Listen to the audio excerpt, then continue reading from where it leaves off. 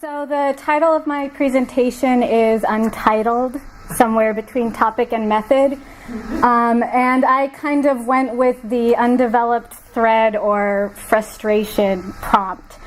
So this is more about sort of a methodological problem or issue I'm facing rather than a summary of my dissertation.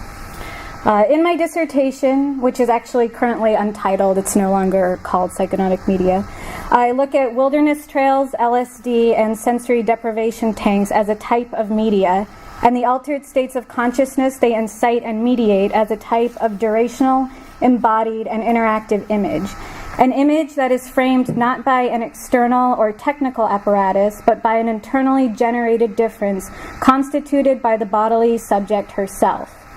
My research is therefore grounded in an expanded paradigm of media studies and the necessary unsettling of terms, and is positioned less as an argument and more as an experimental premise opened up by asking, what is a medium and where does the image occur? The purpose of my project, however, is not to analyze the objects as things in themselves, nor am I interested in determining the authenticity of the experiences. Rather, my aim is to see them from an alternative vantage point brought on by thought itself. Premised on the topological embeddedness of language, consciousness, and the external world, my approach and methodology is therefore rooted in the belief that in conceptually and rhetorically decontextualizing these materials and events, a variant connective space will emerge wherein they can be understood in a new way. That to language differently is simultaneously a means of creation and investigation, and to make a record of this productive force with writing is to perform the research. I thus understand my work in terms of an oblique viewing, a perspective brought forth, altered, and framed through the chemistry of poesis. For my chapter on the wilderness, I decided to walk 1,000 miles of the Pacific Crest Trail as a means of gaining perspective from which to write.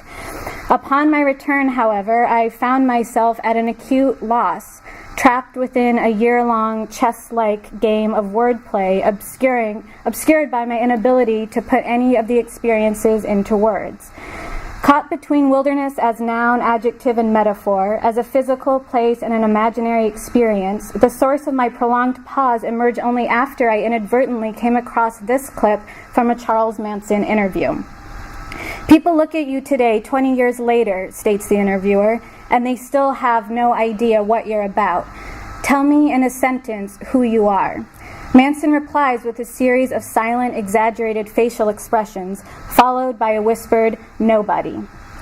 As a self-professed reflective surface exposing the innate violence and chaos lurking within our universal depths, the internal wilderness we do our best to conceal, cultivate, or control. Here Manson embodies a state of mind and sense of that cannot be put into words, but only word-mocking movements that pierce the absurdity and artifice of the request, and reveal exactly how distant and unreachable his reality really is. Like the boundless wilds of our internal parts unknown, Manson is unlocatable, indescribable. As he claims elsewhere, he is as big as the deserts and mountains. He is everyone, everywhere, forever. In the context of my dissertation, this clip has since come to serve as some sort of muse or supporting actor in my thoughts about wildness, altered states, and language, as it documents a necessary contradiction and a seemingly irresolvable fissure and blur between my topic and method,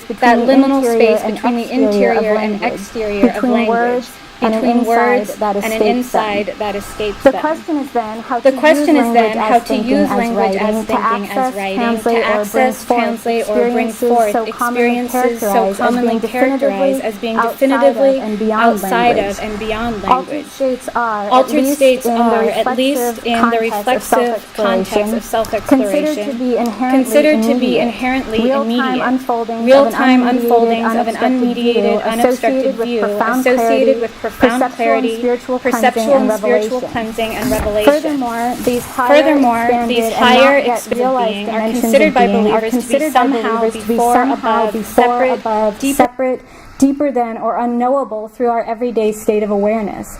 Both radically sovereign and ahistorical, the event is consequently thought, though mistakenly I argue, to occur outside of and untouched by the governing forces of our socio-political, ideological, and technological modes of ordering or constraint, an imperative that implies the exclusion of linguistic constructs and intervention as well.